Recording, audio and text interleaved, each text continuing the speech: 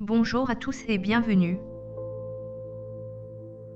Je m'appelle Patricia Bafali et je suis là pour partager avec vous mes formations en immobilier que j'ai eu à payer et vous en fais profiter gratuitement car avant de se lancer dans l'immobilier il faut se former. Avant de continuer avec cette vidéo je t'invite à t'abonner. Nous allons voir la plus-value dans l'immobilier. 1. Qu'est-ce qu'une plus-value dans l'immobilier? 1.1 Prix de vente corrigé. 1.2 Prix d'acquisition corrigé. 2. La plus-value du particulier et du professionnel. 2.1 La plus-value du professionnel. 2.2 La plus-value du particulier. 3. Calcul de la plus-value dans l'immobilier. 3.1 Abattement impôt sur le revenu. 3.2 Abattement prélèvements sociaux. 4. Calcul de l'imposition de la plus-value. 5. Quand payer l'impôt sur la plus-value. 6. La surtaxe de plus-value. 7. Les risques encourus. 8. Les exonérations de plus-value.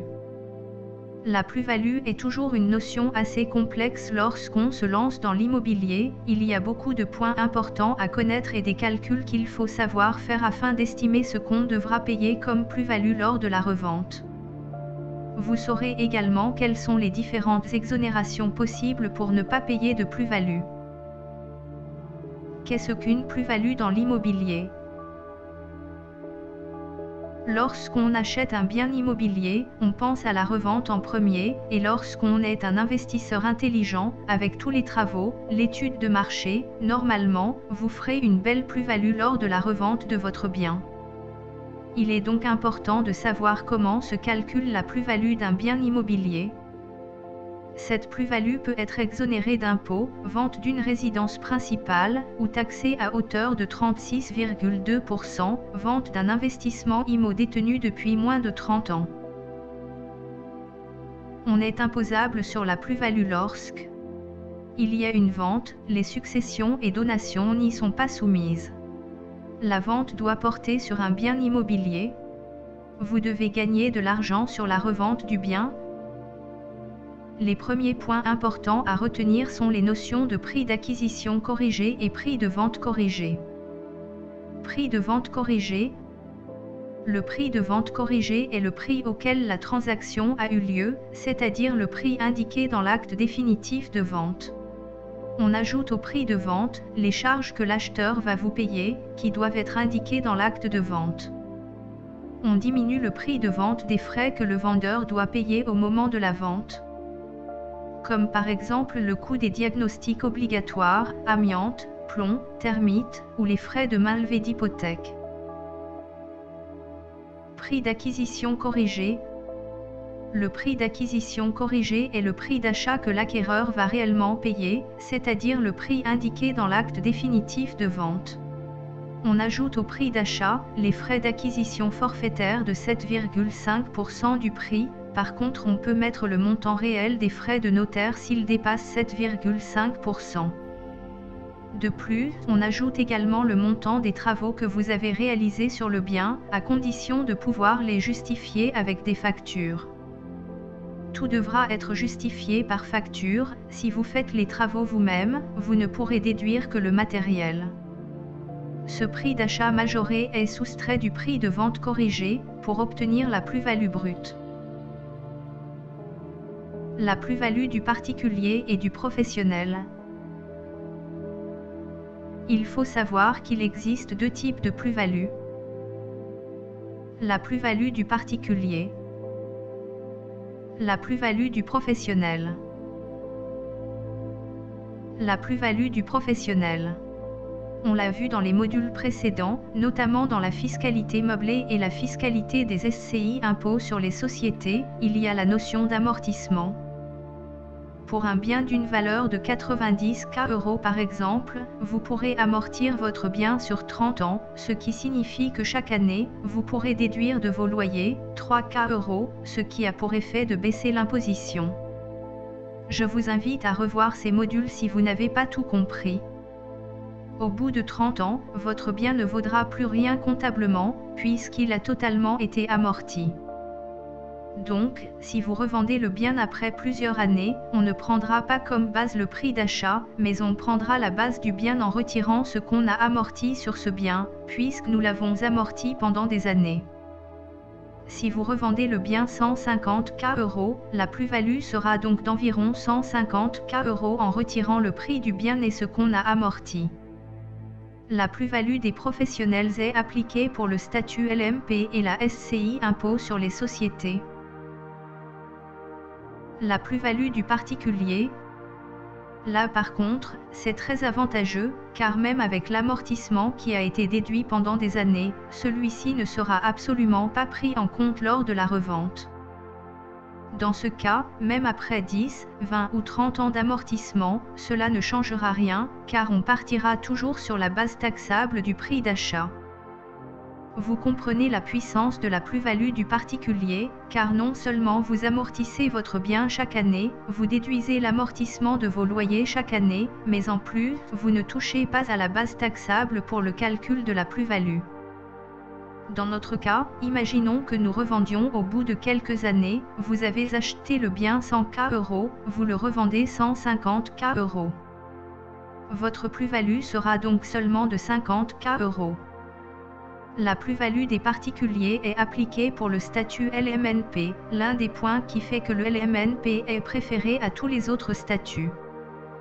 C'est également appliqué pour le revenu foncier et la SCI impôt sur les revenus, mais ces deux statuts ne faisant pas d'amortissement, cet avantage est donc une normalité. À noter, cet avantage est dans le viseur de l'État depuis quelque temps, il n'est donc pas impossible qu'il puisse être supprimé dans l'avenir. Calcul de la plus-value dans l'immobilier. On calcule la plus-value imposable en partant de la plus-value brute, puis en y ajoutant des abattements à chaque année de détention. Il faut comprendre que plus vous garderez votre bien longtemps et plus il y aura un abattement important, ce qui vous permettra donc de diminuer la plus-value. Le calcul de l'abattement se fait grâce à un barème pour les prélèvements sociaux et pour l'impôt sur le revenu. Abattement impôt sur le revenu. Pour l'impôt sur le revenu, l'abattement pour durée de détention se calcule comme ça. Un abattement de 6% pour chaque année de détention à partir de la 5e année. Un abattement de 4% pour la 22e année. En gros, après 22 ans de détention, on ne payera aucune plus-value au niveau de l'impôt sur le revenu. Voici le tableau récapitulatif. Délai de détention pour 100 d'abattement. De 0 à 5 ans. 0%. 6e année. 6%. 7e année. 12%. 8e année. 18%. 9e année. 24%. 10e année. 30%. 11e année. 36%. 12e année. 42%. 13e année. 48%. 14e année. 54%. 15e année. 60%. 16e année. 66%. 17e année. 72%. 18e année. 78%. 19e année. 84%. 20e année. 90%. 21e année. 96%. 22e année. 100%. Abattement prélèvements sociaux, Pour les prélèvements sociaux, l'abattement pour durée de détention se calcule comme ça. Un abattement d'1,65% pour chaque année de détention à partir de la 5e année et jusqu'à la 21e. Égale un abattement d'1,60% pour la 22e année de détention. Égale un abattement de 9% à partir de la 23e année. En gros, après 30 ans de détention, on ne payera aucune plus-value au niveau des prélèvements sociaux. Voici le tableau récapitulatif. Délai de détention. Pourcentage d'abattement. De 0 à 5 ans. 0%. 6e année. 1,65%. 7e année. 3,3%. 8e année. 4,95%. 9e année. 6,6%. 10e année. 8,25%. 11e année. 9,9%. 12e année. 11,55%. 13e année. 13,2%. 14e année. 14,85%. 15e année. 16,5%. 16e année. 18,15%. 17e année. 19,8%. 18e année. 21,45%. 19e année. 23,1%. 20e année. 24,75%. 21e année. 26,4%. 22e année. 28%. 23e année. 37%. 24e année. 46%. 25e année. 55%. 26e année.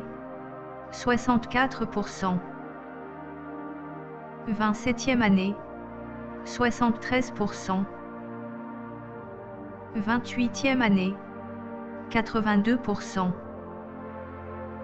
29e année. 91%. 30e année. 100%. Calcul de l'imposition de la plus-value. Pour connaître le montant de l'imposition, il suffit d'appliquer le taux d'imposition à la plus-value imposable. Une fois qu'on aura calculé la plus-value, il restera à savoir combien nous allons payer d'impôts. Sur le total de votre plus-value, de base on a un taux à payer de 36,2%, celui-ci diminue en fonction de la détention du bien. Voici comment on calcule l'imposition. 19% pour l'impôt sur le revenu. 17,2% pour les prélèvements sociaux, CSG, CRDS. Quand payer l'impôt sur la plus-value? On déclare la plus-value et on la paie au moment où l'on vend notre bien chez le notaire. Il fera notamment la déclaration spécifique à cette plus-value. Quand vous vendrez, vous recevrez donc directement de l'argent net d'impôt. La plus-value aura été calculée et payée directement chez le notaire. Ce travail qui consiste à établir le montant de la plus-value, le paiement aux impôts et la déclaration de celle-ci par le notaire est à rémunérer à hauteur d'environ 70 €, c'est payé par le vendeur. La surtaxe de plus-value. Lorsque vous faites une plus-value de plus de 50 €, il y a une surtaxe. Voici le tableau récapitulatif. De 50 000 à 60 000 €. 2% plus-value moins, 60 000 moins plus-value, fois un vingtième. De 60 000 à 100 000 €. 2%. De 100 000 à 110 000 €. 3% plus-value moins 110 000 moins plus-value fois 1/10. De 110 000 à 1 à 150 000 euros. 3%. De 150 000 à 1 à 160 000 euros. 4% plus-value moins 160 000 moins plus-value fois 15%. De 160 000 à 1 à 200 000 euros. 4%. De 200 000 à 1 à 210 000 euros. 5% plus-value moins 210 000 moins plus-value fois 20%. De 210 000 à 1 à 250 000 euros. 5%. De 250 000 à 1 à 260 000 euros. 6% plus-value moins 260 000 moins plus-value fois 25%. Supérieur à 260 000 euros. 6%. Les risques encourus. Il faut savoir que vous devez indiquer le montant net de la plus-value sur votre déclaration de revenus, numéro 2042. Si vous ne le faites pas, vous pourrez être sanctionné d'une amende de 5% des sommes non déclarées. Cette amende aura un minimum de 150 € et un maximum de 1 500 €. Les exonérations de plus-value. L'État nous offre quelques exonérations de plus-value. La revente de votre résidence principale, quelle que soit la plus-value faite, elle sera exonérée. Ce système est un très bon vecteur de création de cash flow. Quand on commence dans l'immobilier, c'est une bonne méthode pour se faire beaucoup d'argent, afin de se lancer plus facilement. Tous les biens d'une valeur inférieure à 15 000 € sont exonérés de plus-value, c'est souvent le cas pour un garage ou un parking par exemple. La revente d'un bien n'étant pas votre résidence principale, mais en utilisant la plus-value pour acheter votre résidence principale, cette plus-value sera exonérée. Par contre, il y a des conditions. Ne pas avoir été propriétaire de sa résidence principale sur les 4 dernières années. Que le bien soit mis en vente avant l'achat de votre résidence principale. Que le bien soit vendu dans un délai normal après l'achat de la résidence principale. Lorsque les indemnités d'expropriation sont supérieures à votre prix d'achat, vous êtes exonéré. Lisez aussi, faire une étude de marché d'un immeuble.